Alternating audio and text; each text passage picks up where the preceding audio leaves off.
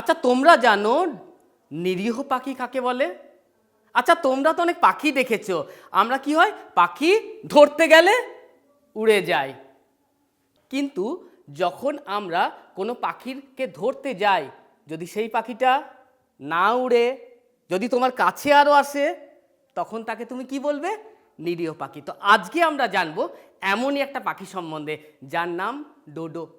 না না, টোটো বলিনি, আমি বলছি ডোডোর কথা। শুনবে, খুব ইন্টারেস্টিং।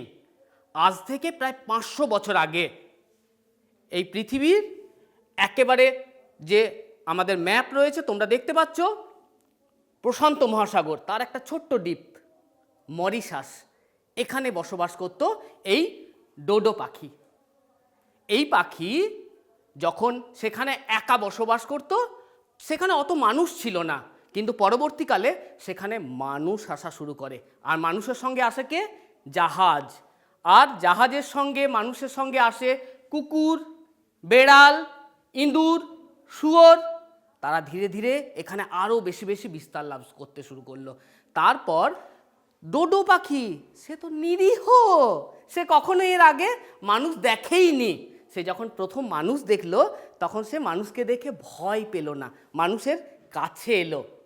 তারপর শুরু হলো এই ডোডো পাখির শিকার। একদিকে মানুষ করলো শিকার, অন্যদিকে তার সঙ্গে যারা এসেছিল, কারা এসেছিল? কুকুর, বিড়াল, শুয়োর, ইঁদুর, এরা ডোডো পাখির শিকার করলো। আর সঙ্গে সঙ্গে তার যে ডিম ছিল ডোডো পাখির, সেই ডিমগুলোকেও খেতে শুরু করলো পশুরা। ধীরে ধীরে ডোডো পাখি এই পৃথিবী থেকে হারিয়ে গেল। তাহলে তোমরা বুঝতে পারলে যে কিভাবে ডোডো পাখি ধীরে ধীরে পৃথিবী থেকে হারিয়ে গেল। এই রকমই তোমরা তোমাদের আশেপাশে দেখো, বইয়ে পড়ো, আর অনেক কিছু রয়েছে যারা ধীরে ধীরে পৃথিবী থেকে হারিয়ে যাচ্ছে, আর যারা অলরেডি পৃথিবী থেকে হারিয়ে গেছে।